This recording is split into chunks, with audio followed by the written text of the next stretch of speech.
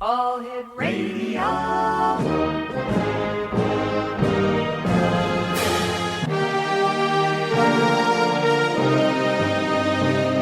Welcome to the X Zone, a place where fact is fiction and fiction is reality. Now, here's your host, Rob McConnell.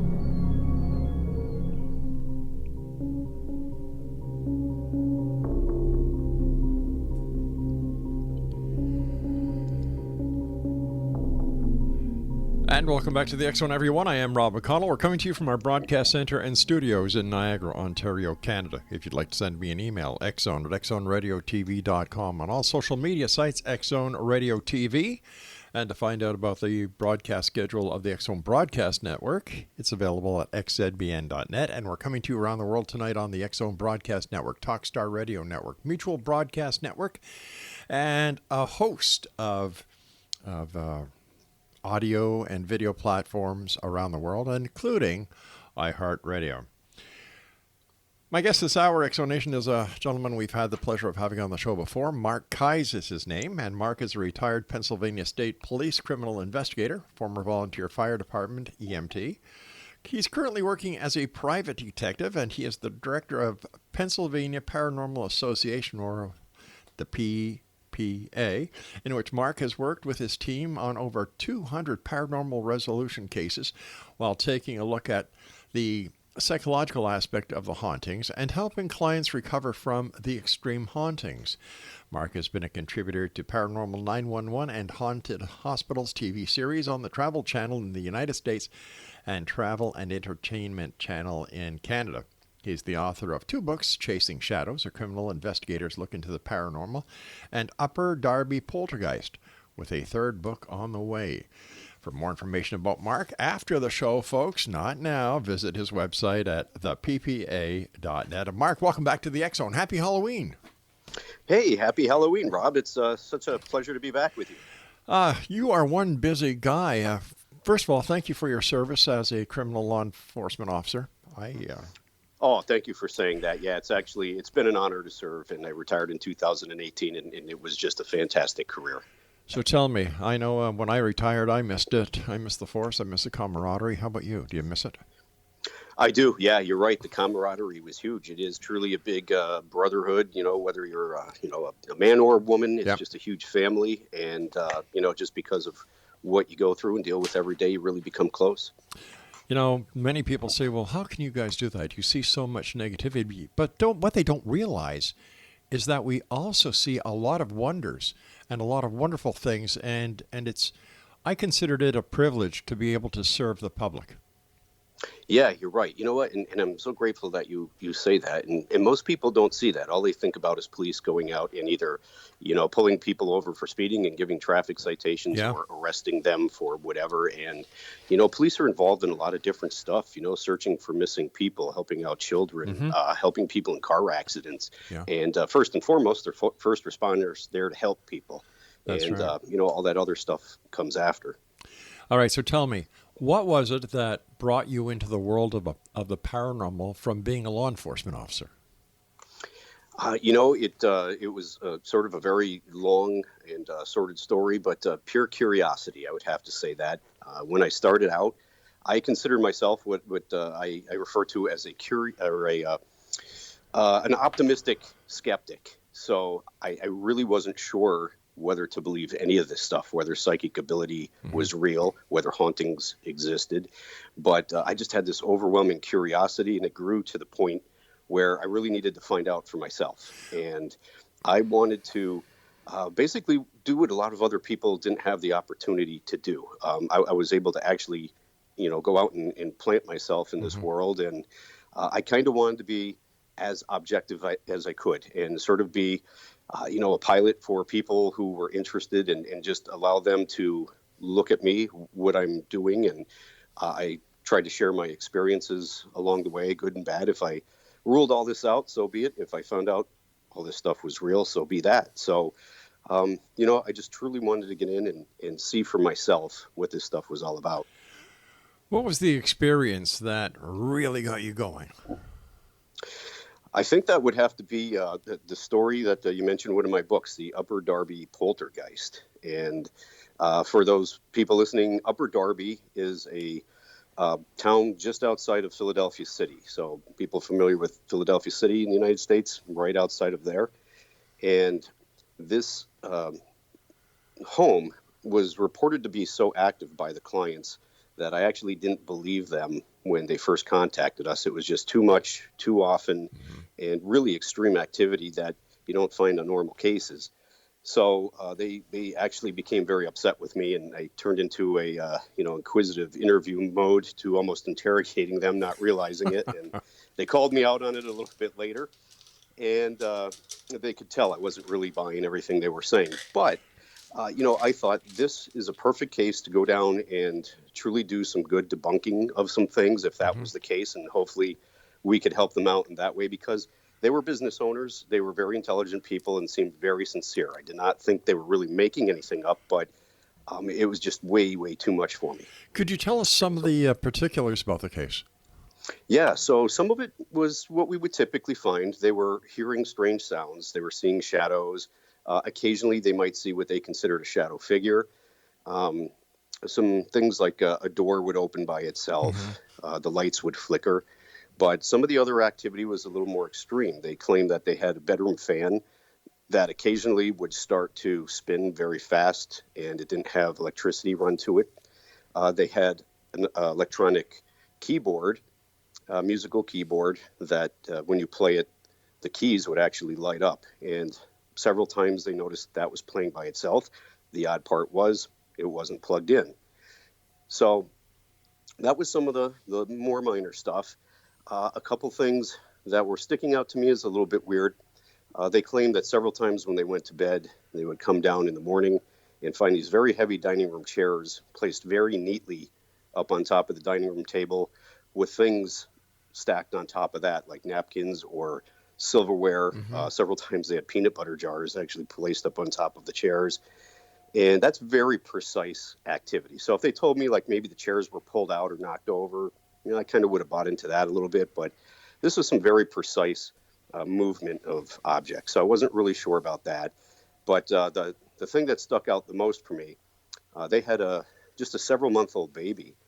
And they claimed that they had gone into the bedroom one morning after the other kids had gone to school and went to check on the baby. The baby was not in the bassinet in the master bedroom where the baby usually is. So they did a search of the house, couldn't find the baby, did a second search, and actually found the baby tucked in underneath a comforter in a bedroom, 2 bedrooms down from where the master bedroom was. So that was, some of the stuff on the more extreme side that I was kind of having a little hard time believing. But one of the things that was weird that really stuck out was nearly daily they claimed they had quarters flying all over the house. If it wasn't something in the room where they actually saw it, they could hear quarters hitting the walls and furniture in other parts of the house. So there was a lot of really physical activity as compared to the normal reports we get where people might hear something or see something. And if they do have physical activity, it's every once in a while. But for this family, they were reporting almost all physical activity with some reports of sightings every once in a while. So when you did the investigation, what did you find? Did you actually witness some of the paranormal activity going on? Yeah, when we went down to Upper Darby, one of the first things we wanted to do was set up all our equipment and get everybody out of the house. They claimed that when they would leave, quite often they'd come back and find the house in total disarray, refrigerator door open, food out on the floor, cabinets open, and some pots and pans on the floor, bookcases overturned, and just toys scattered throughout the house. So we wanted to clear the house out and see what would happen when we left. And we had cameras on all the doors, recording equipment set up everywhere. And when we got back, the house was immaculate. Nothing was touched. I was a little bummed out because I was hoping we would have caught something physical happening and could work with that video. However, when you go about 2 or 3 days into this, when we started doing the review, it really sounded like a circus in the house. On audio, we caught just a phenomenal amount of noises. It would sound like somebody in heavy boots stomping up their staircase. We actually recorded audio and video of, quarters flying throughout the house, some toys turning on. But when we started the investigation, we were able to experience almost everything that they were claiming. We watched doors open and shut by themselves. We have a shadow figure that we saw live on our DVR system. Toys were turning on by themselves. We had quarters falling out of thin air. We were lucky enough to capture that on our cameras twice. So, they were the real deal. And it just, solidified any prior doubts that I had that this stuff wasn't real. Tell me about the quarters for some reason. Were they new quarters? Were they old quarters? And, this is one of the most interesting things, and that's something that we always get asked. And the funny part was we could not come up with any real connection to, quarters as to, were they, similar dates or, of a similar time period. They were just all random dates. One thing that I could say is that on one visit there, I saw a quarter go flying across the smaller room right in front of me, and I ran into the room. I thought for sure somebody was still hiding in the house, even though we cleared everybody out of there. Right. I thought I was going to find somebody in a crawl space or a cubby. Yeah. And nobody was there. But when I picked up the quarter, it was very warm. And I don't know why, but I wasn't really expecting that. But the quarter was much warmer than the air in the home. But unfortunately, we couldn't put really any connection together of the quarters. Now, we do work with the psychic medium. Her name is Virginia Centrillo, and she is just amazing of coming up with very intimate, particular details on who she thinks is there, why the activity is happening, historical information. And one of the things that we had found out during the investigation was the family had someone do Santeria targeting the husband, the dad of the home. And one of the things that the Santeria was for was to financially corrupt him. And Virginia believed that the quarters were almost kind of an in-your-face reminder every day that, he was going to have money problems. And whether it was a self-fulfilling prophecy or if this actually worked, I'm not sure. But the family was having extreme financial difficulty after this started. How many quarters would fall? How many quarters were you able to collect during your investigation? A little over $3. So, okay. We had a couple quarters that we either had seen fly through a room or we could hear it hit something and we go and collect it later. And one of the things we were looking for when we first got there, because the family told us that was happening, we wanted to make sure that they didn't have any quarters laying on the floors. So we kind of did a sweep just to make sure the house was clear of quarters. But the family just had an enormous amount. They had a big jar full of quarters. And, we asked what their impression was because they started collecting them after a while, whether, later on were the quarters coming out of that particular jar or appearing out of thin air.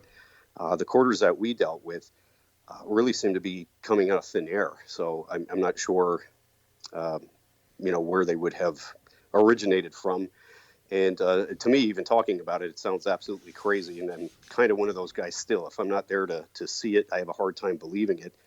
But it was so strange. While Virginia was in the basement where we have these quarters falling out of the air in that area, Paul, another investigator, and myself were actually up in the master bedroom. And we had just walked down the hallway and went into the master bedroom, closed the door, and I left it open about 3 inches. All right, Paul. Mark, we're going to have to do a bit of a cliffhanger here. We have to take our first break. Exonation Mark KEYES is our special guest. His website is www.theppa.net, and Mark and I will return as we continue our investigation into the world of the paranormal and the science of parapsychology here in the X Zone from our broadcast center and studios in Niagara, Ontario, Canada. Don't go away.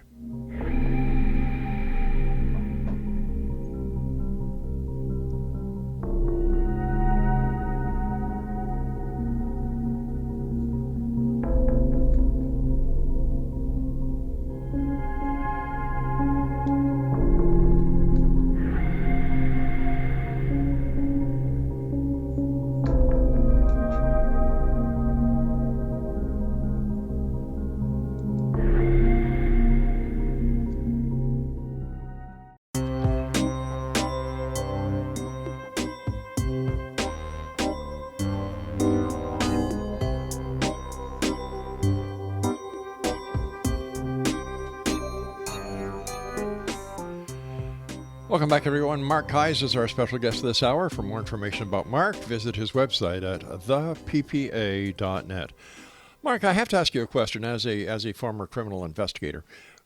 Were any of these quarters actually preserved as evidence and sent to a lab for analysis to see if there was any forensic evidence on the quarters? No. In retrospect, that's something that we had thought about years later. But the family had moved out of the area at one point and took all their belongings with them. Right. But as time went on, there was a couple of things that looking back on it that we discussed, and that was one of the things that we would have really liked to have done. Now, when the family moved, did the poltergeist activity cease, or did the poltergeist activity follow the family to their new home? Well, this was something that they didn't move because of the activity. They basically outgrew the house. It was mom, dad, and they had 5 kids and not enough bedrooms. So they ended up moving to a neighboring community. And after they left the house, the activity did stop completely. What we had ended up doing during the course of the investigation, and this was an investigation that continued on for almost 2 years, we worked with the family. And, we had some success. When we first investigated, our medium believed that she had picked up on 2 human spirits that were in the home. And they were causing a significant part of the activity, but she was easily able to release them at the end of the night. So we knew that issue was done. So that left us with this dark entity that we believe was conjured up through Santeria and purposely sent to the dad of this home. And working with the family, one of the things that we really found, and it really highlighted how the living can really affect the activity and what comes back at them also. And one of the things we work with clients is trying to keep their energy levels in the home up. So it's a sort of more happy environment and a lot more positive atmosphere. Because one of the things we found was when we first tried to detach this thing that was with this man, we weren't sure if it was going to work. Virginia was saying that this thing kept on disappearing, so we had to do the work that we normally do, but we weren't sure it was effective because it wasn't there while we were doing it. So we had to rely on the family to let us know whether we were successful in that, and it turned out that we were not during the first attempt. But over the course of a few attempts, Virginia had done some binding ceremonies, what she calls them, and had finally bound this thing to the property outside of the home, hoping at least to keep it outside. And we were having a little bit of issue with the dad because we got the activity down to a level that it was comfortable for him. But the rest of the family, absolutely not comfortable with the activity. It was causing some issues between them. And when the home was happy, there was almost no activity at all. When things got frictional, when the family seemed to have some depression in it, maybe with mom or dad, the activity would kickstart again, and they would start seeing this shadow figure in the home. So it really highlighted how a single person and their thoughts, emotions, behavior can impact whatever is in a home with them. And we were having a little bit of difficulty getting this guy to do some of our suggestions to finally detach this thing from him. So we could only do what we could do. But once that was bound to the property outside and they ended up moving to another home, they had no activity after that. So it was successful once they moved out of the house for stopping the activity that they were experiencing. A number of parapsychologists, including the late Dr. Hans Holzer, believed that poltergeist was caused by telekinetic powers. What's your opinion on that? Yeah, and I agree with that wholeheartedly. And there's kind of 2 different definitions of poltergeist activity. One would be exactly that, the telekinetic energy. Mm-hmm. And either, it could come off of some adults, but it's more commonly known for like preteen or early teens when they're going through all these changes. The body is a biochemical or a bioelectric machine. It does emit energy. Thought itself is energy, and it's known to put off these bursts of energy that can affect all kinds of things. Stuff flying off the shelves, light bulbs popping, flickering of lights, a door could slam. So I agree with that wholeheartedly. For what we're looking at here, I tend to go with the more generic definition of poltergeist in German, meaning a noisy ghost. So this, I believe, is where we have a spirit that has, gained enough knowledge or ability to be able to affect the physical environment. And I've come to suspect myself that not all ghosts can manipulate physical objects, just because of the sheer amount of people reporting sightings of ghosts in their house and very little physical activity. It's more they hear something or see something, but not too much of the door slamming or things moving across the table. So I think it's a few select spirits that can gain enough knowledge or ability to interact with the physical environment. And once you have a ghost that can do that at will and have just a large amount of activity going on, that's kind of where I'm using the definition there for the context of this particular case, where we felt we had poltergeist activity that was, just extremely physical type of activity that was occurring, at a large amount of times. Based on your experience, how much effect does a person's own religious beliefs have when it comes to the activity of a spirit compared to a person thinking that there is something happening where there's in fact nothing happening at all? Yeah, and perception is huge when it comes to this. And part of what I do in my background is psychology. I have a psychology major, and Right. I look at the interaction between the living and the dead and the perceptions of activity. So something that I noticed, it's almost a type of post-traumatic stress disorder that people get. I call it the ghost effect. So a lot of times somebody might have a very perceived experience that might not have been real, but in their mind it was so profound that they believe it was real. And every little thing after that that's a little bit weird, out of the ordinary, that happens becomes the ghost did it. And I found this with people who do have authentic activity. It might not be huge, but over time, when you have a lot of different events happening, they tend to have this issue. Or they might have a very profound, legitimate experience with the ghost, and then their brain is immediately trained on focusing in on everything in the house, and now the mind is sort of watching for things to happen. So what we find is that when something weird does happen, but it has a normal cause to it, people are lumping all those little things into one big ball of haunted.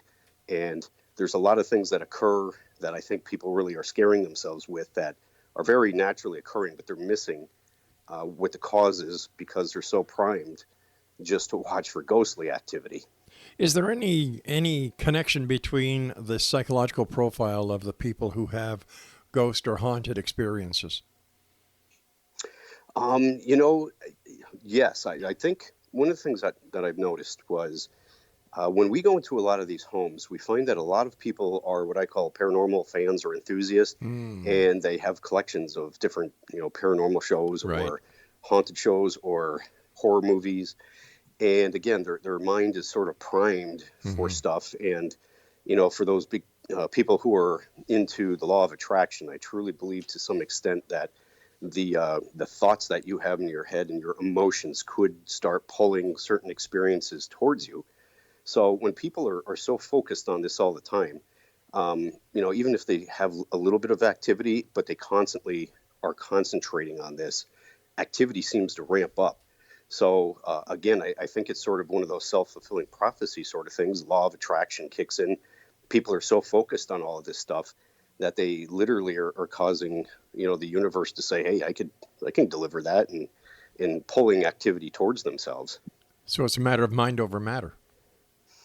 A lot of times, I think so. Whether, again, it's real or perceived, because I think sometimes people focus on this stuff so much that they start having experiences in their house that are just, normal stuff that they're perceiving as paranormal, but it's really not. And, that's one of the big things that we try to do when we go on all these cases. And that was my intent in the Upper Darby case, because it was so extreme activity and so often that we wanted to separate anything normal from paranormal stuff if we found anything paranormal.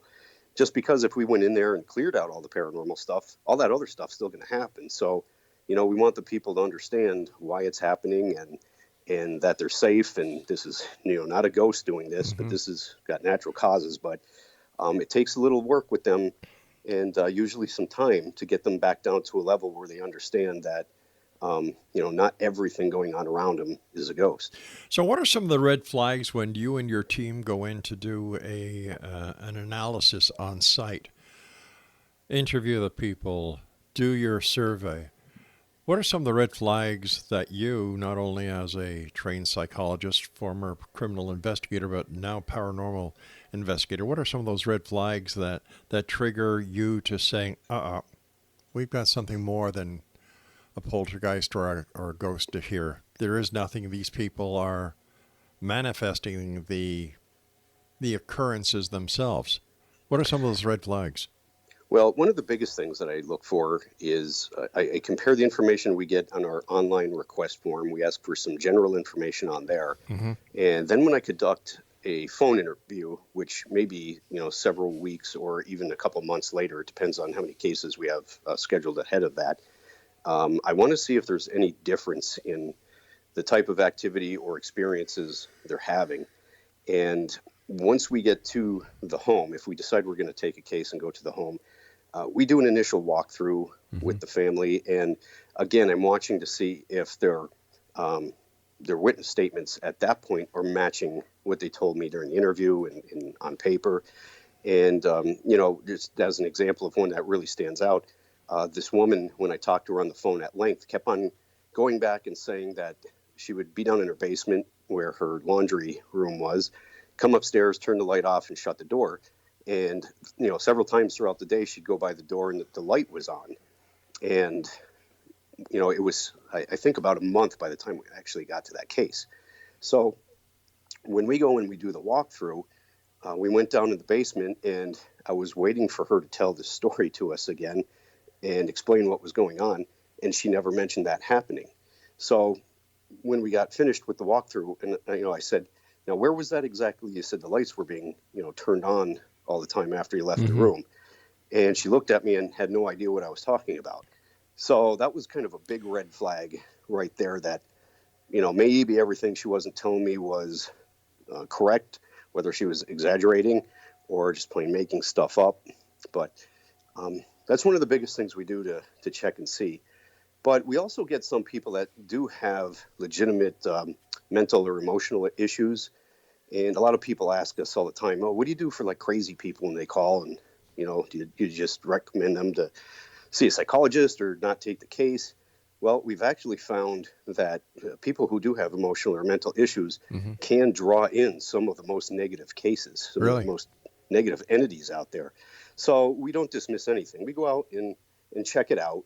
And one of my biggest fallbacks is our psychic medium. Working with her for over 10 years, she has been just so incredibly accurate with historical facts and the type of activity going on, telling us exactly what the clients are experiencing, that we've grown to trust her. So quite often she might say, hey, I'm being told this really isn't a case for us. You need to look at this or that, follow up and get some more information.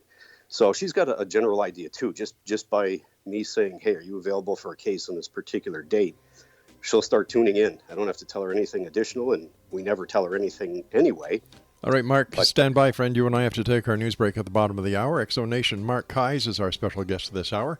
For more information on the Pennsylvania Paranormal Association, visit their website, www.theppa.net. Mark and I will return on the other side of this break as we continue here in the X Zone from our broadcast center and studios in Niagara, Ontario, Canada.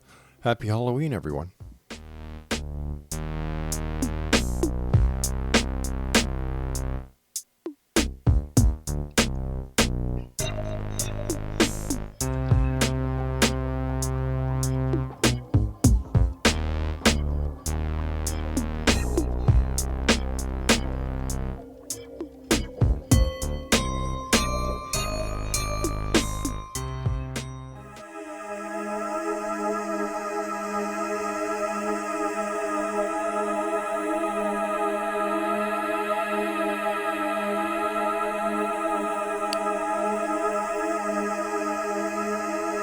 Exonation Mark KEYES is our special guest, and Mark is the founder of, do you have your pencils and paper ready?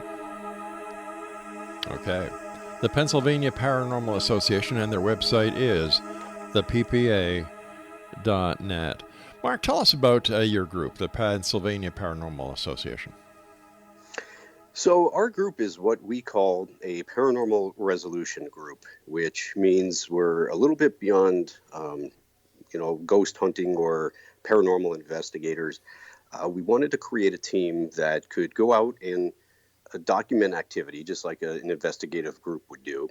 But we wanted to find not only evidence of a haunting, but evidence of someone perpetrating a haunting. Who would the ghost actually be?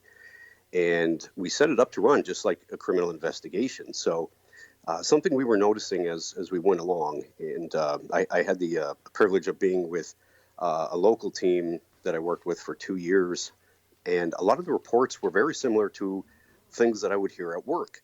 So people reporting things like intruders or disturbances, missing items, assaults, things like that.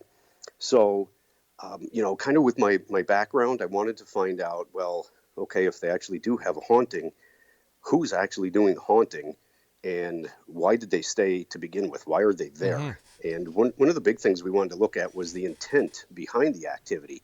Is somebody being targeted, or is, a ghost in the house just randomly going through and people are witnessing it? So we tried to really work a case just like we would work a criminal investigation. And when we started, I was fortunate enough to have 2 other state troopers on board with us, two guys from our local FBI office, a municipal police officer, a university police officer.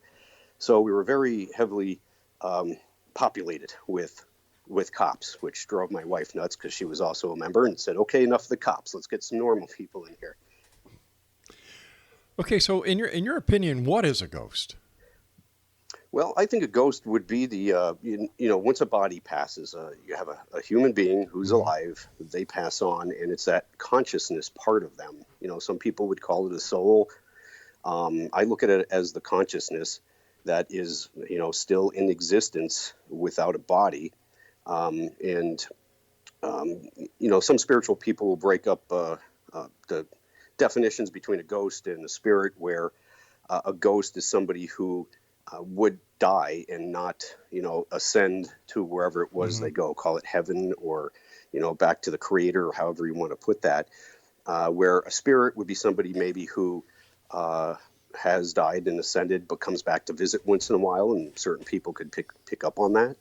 A ghost to me would be someone who's stuck earthbound. A living person dies and their consciousness or soul gets stuck here on the planet, usually, in my opinion, due to like a traumatic event or emotional, psychological issue that's keeping them here. Something is keeping them from moving on.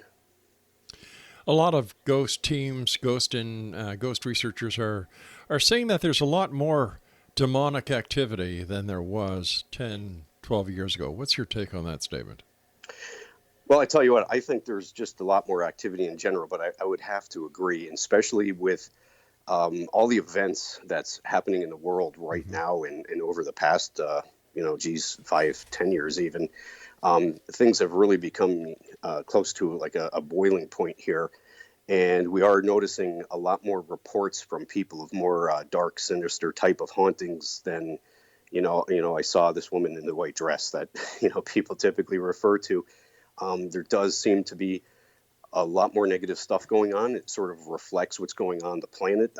I, again, have to go by that law of attraction type of thing. I think when so many people are focused on so many negative things, and it's a very emotional time right now, highly charged negative emotional time, that you're going to have more, emotional or negative experiences being drawn towards you.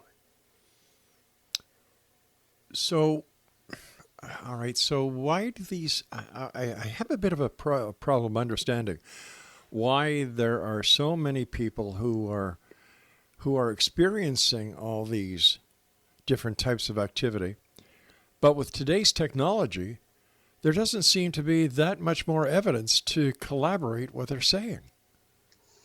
Yeah, you're right. And, basically it comes down to nobody has been able to tune in to the certain frequency. And we may not even have the technology to Yeah. be able to do that. I believe that, consciousness or a ghost is on a particular frequency, likely multiple frequencies.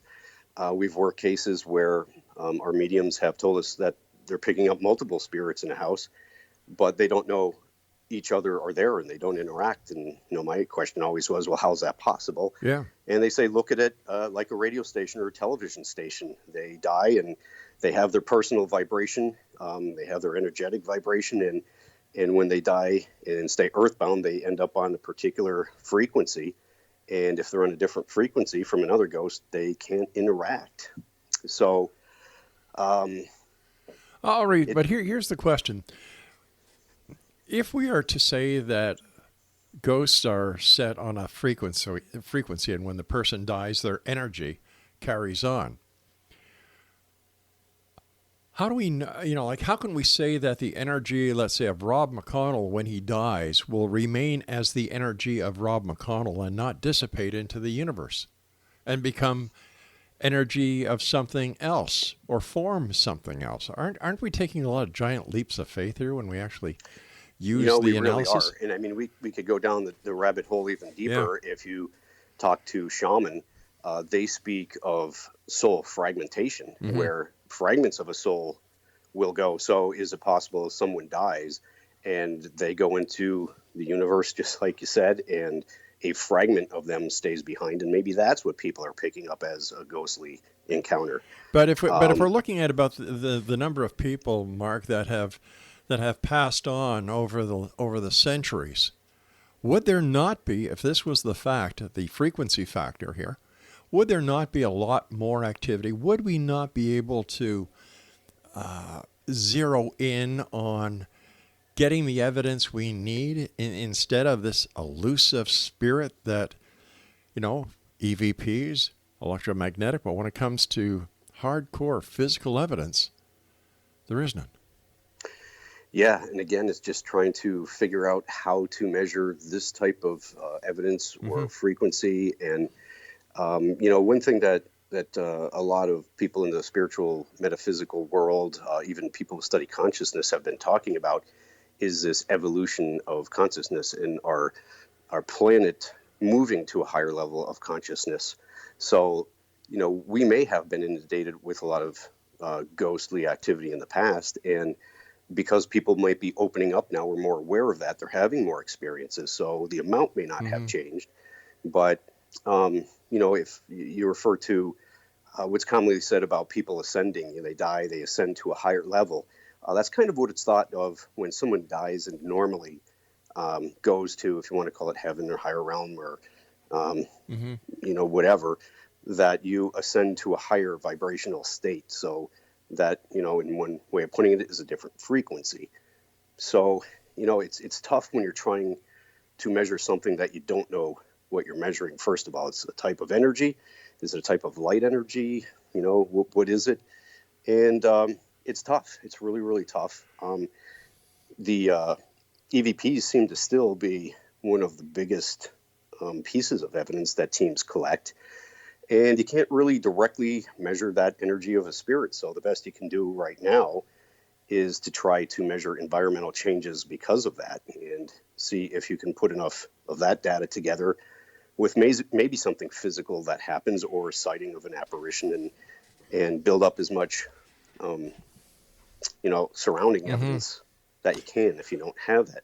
I've often wondered evidence. that if we were in the era where there wasn't so much technical radio, for example, microwaves, you have the AM, FM frequencies, you have the 5G now, you have Blu-ray, Bluetooth, and everything else, if EVPs would even exist.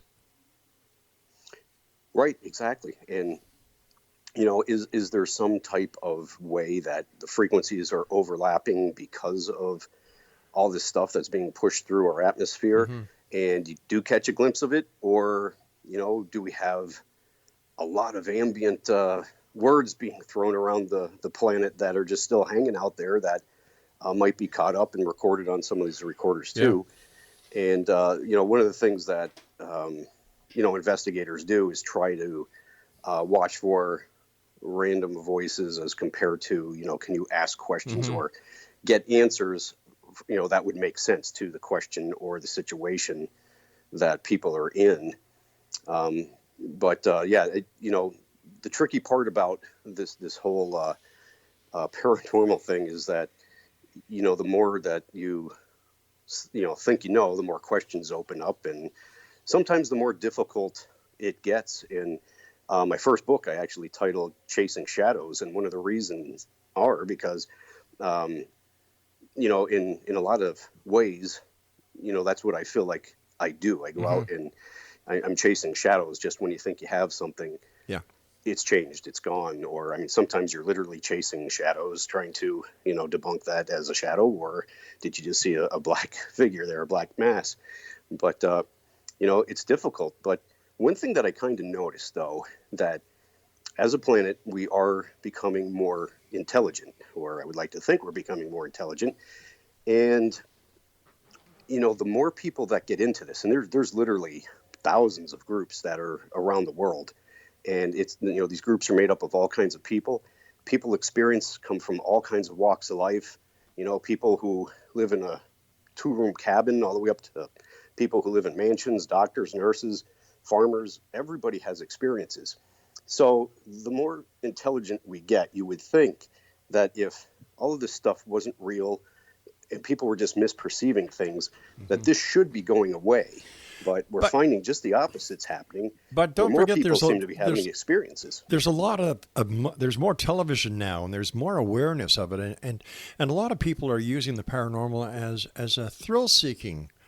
And I know for a fact that a lot of these people are just doing it to try and get 15 minutes of fame. Yeah, that happens a lot. Most people, I think, are out there basically to answer the question that I was asking in the beginning. Is this stuff real? If it is, I want to experience it myself.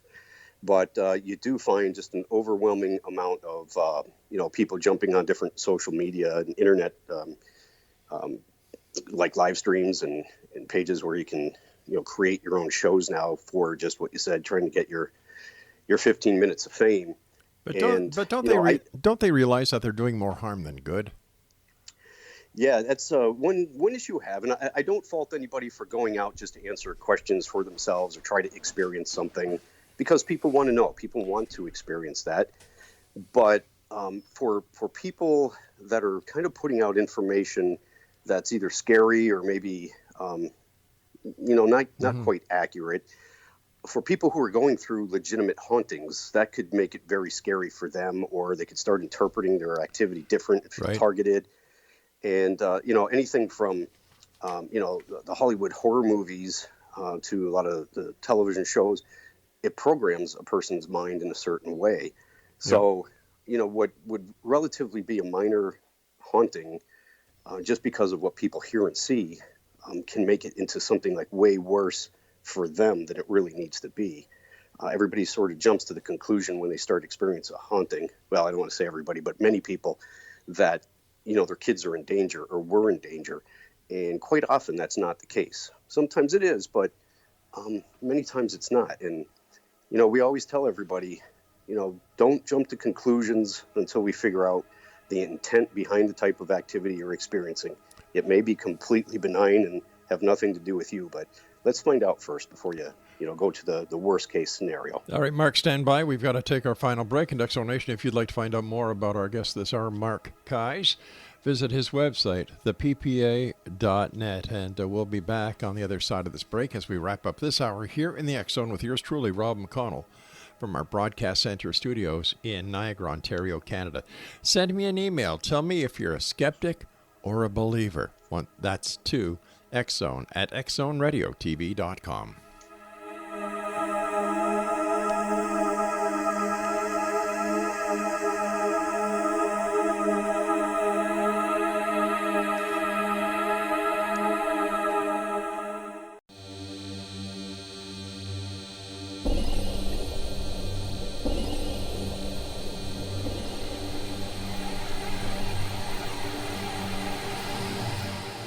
Welcome back, everyone. Mark KEYES is our special guest. He's with the Pennsylvania Paranormal Association. Their website is www.theppa.net.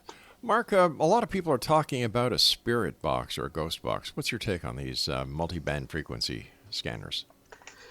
It's something we briefly tested out for a little while with our group, but ended up not using so much. And I have a few friends that have their own paranormal teams, and they claim they get some pretty decent results from asking questions and getting logical answers back that make sense to the position that they're in at the time. From what I have seen, that seems to be more the case where you have one team going to one location multiple times, or a building that, just as an example, maybe an old hospital where many teams go in and they use it over and over. They seem to have a little bit more reported success using that, asking questions, getting some answers back than what we do typically. Because we're a resolution team, our goal is to identify what's going on and then, hopefully stop the haunting by the end of the night. So, we're only in a place one time, and, it doesn't give a spirit on the other side really any time to figure out what the heck that box you have on the bed is and how they're supposed to use it or manipulate it. And a lot of people, I think, have this theory that once you die, you have this unlimited knowledge, and that really just doesn't seem to be the case. So I think it would take, a ghost on the other side some time to figure out exactly how to work with that box. But historically, it's something that we did try out just for a short time and didn't find it effective for us, so we don't use it. Why do people, investigative teams, keep on going to the same place over and over and over? For example, the Waverly. All I hear are people who, we've gone and we've done investigations there, and the stories go on about what they've done, what they think they've captured, what they think they've seen. If, in fact, spirits or ghosts have the ability to understand what is going on, why would they tolerate this? Well, first of all, I think the people do go into these places because when you have some larger places, it's a lot different than investigating a house. It's historically something kind of pretty cool to check out, just to be in the building itself. They tend to be a little bit creepier than going into a house or maybe somewhere else. So, people kind of get this area that they really like, a building that they really like and will return to. If people are getting some experiences out of these places, that's somewhere that they would want to return to try to document more or just experience more. And when you look at it from the other side, if there were spirits there could be a couple reasons, and a lot. Almost anything that you could think of as a living person of why you would want to interact or not interact with people. If it's an old hospital where people were used to having a lot of people around and getting visitors, it might not be any different when you have these teams coming in to see, strangers walking through the building. And, if a ghost truly can see and hear people and maybe even interact a little bit, what fun would that be to kind of mess around with the living a little bit if you can? So, some ghosts may get some enjoyment out of that.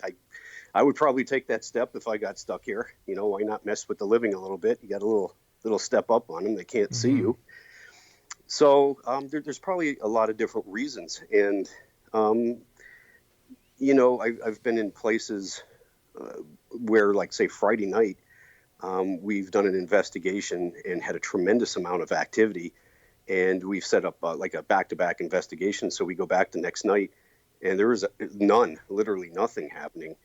And, the question is, why would it be so active on a Friday and Saturday? There's absolutely nothing. So, I don't know how to answer that question. But, if you look at a ghost as a person with the same thoughts, emotions, disposition as when they were alive, now they just don't have a body. So they're going to interact with people almost the same way as if they were alive. And But just have to understand what's going through their head. Isn't that a giant leap of faith when you say the same basic life as a human being, except they can't be seen?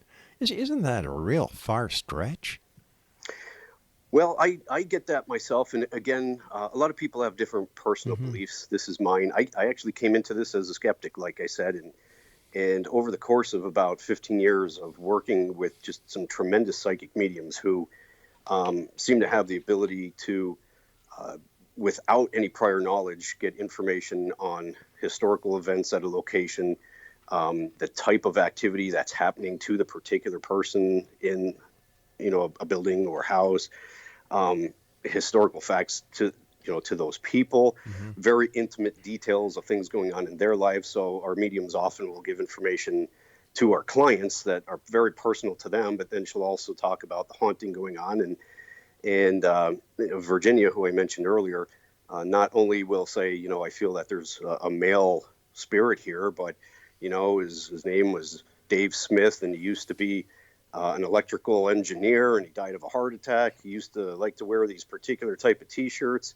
So she'll give very identifying information too. So, having worked with her and other mediums for so long, they're so accurate on things that we can back up that I kind of trust what they're telling me about other stuff. And that's where I get a lot of the information that I sort of believe right now, where they talk about these spirits and interact with them as if they were still alive. And a lot of spirits almost get locked in this dreamlike state where if, just as an example, you have a dream that is crazy. Most people have some kind of crazy dream in their life that they can remember. Sure. And like, say you're flying a car. We know cars don't fly, but maybe you have passengers you don't even recognize in the car. While you're going through that dream, you're not questioning, how am I flying this car and who are these people? You're just going along with the dream, in the moment. And it seems, through our mediums, translating this to me, that some spirits get locked into this dreamlike state where they're not really questioning a lot of stuff. They're just kind of going with the flow. So it is, in a way, a lot about faith. But my understanding and belief come from, over 10 years of working with very, very credible psychic mediums who when have it comes, all told me the same stuff. Okay, you've said the word belief a number of times, and I believe that belief is the strongest power in the universe. If you believe it, Yeah. it's there. No matter what people say to you, will not sway your belief.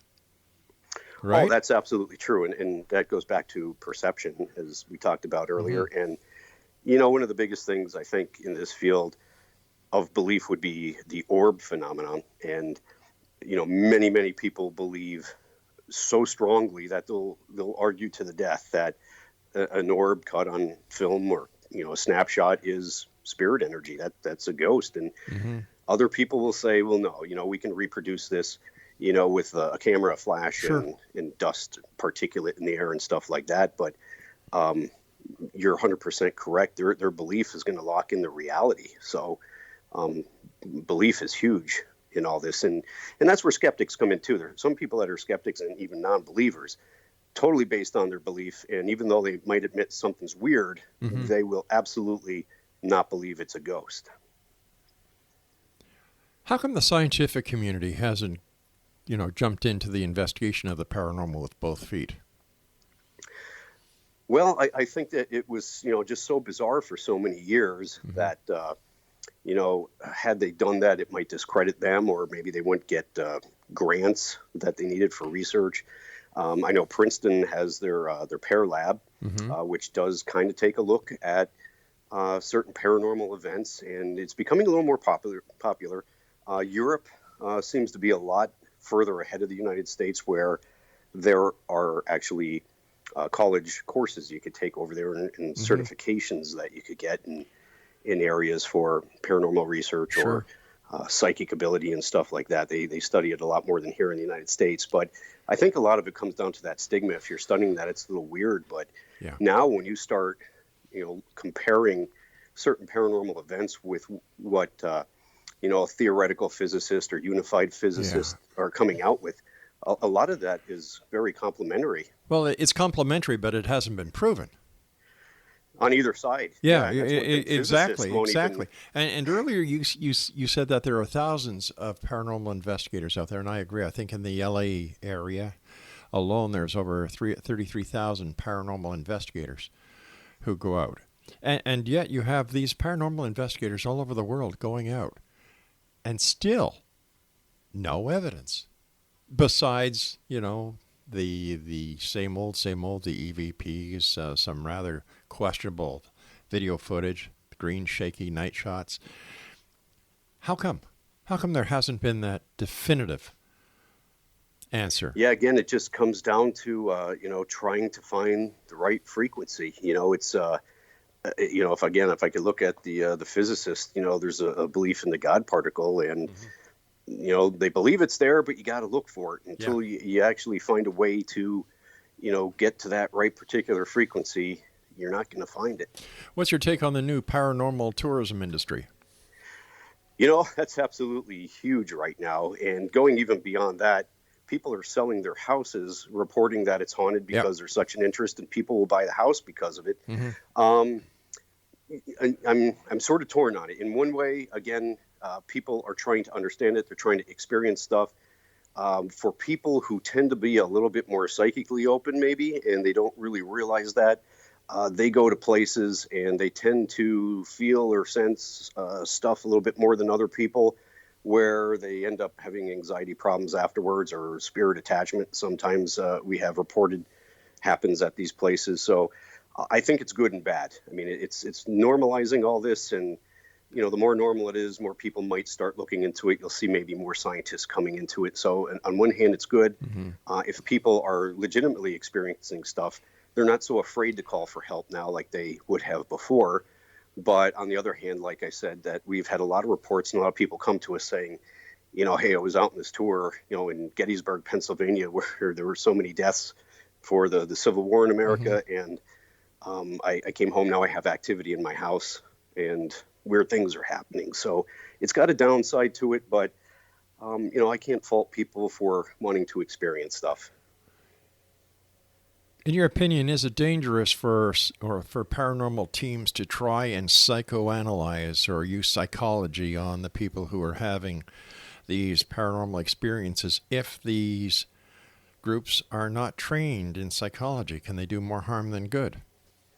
They could, yeah. I mean, what I would recommend would be, we even have our limits on our team. We have psychologists, trained psychologists who work out of a psychologist's office that are resources for our team. So if we go in and we find that there's no haunting there, whatever, and people are having some psychological issues or even emotional issues, we'll recommend they speak with some of the psychologists we work with who will be open to the kind of reports they are having, and not just, instantly want to put them on medication to stop voices that they're having in their head. They'll work with them and try to understand, and working with us, are they going through haunting? Are they having, some psychological issues?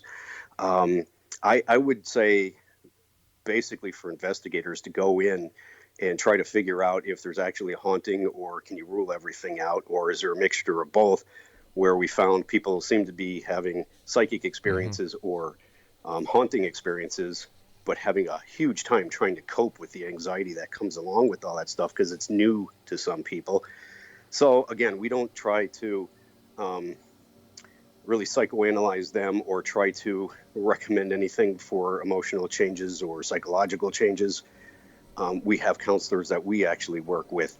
And again, we're a resolution team that works with professional psychic mediums. Mark, I hate to do this, but we've just run out of time. I want to thank you so much for joining us. And X Zone Nation, if you'd like to find out more about our guest this hour, Mark KEYES, visit their website, theppa.net. I'll be back on the other side of this commercial break with the news as we continue here in the X Zone from our broadcast center and studios in Niagara, Ontario, Canada.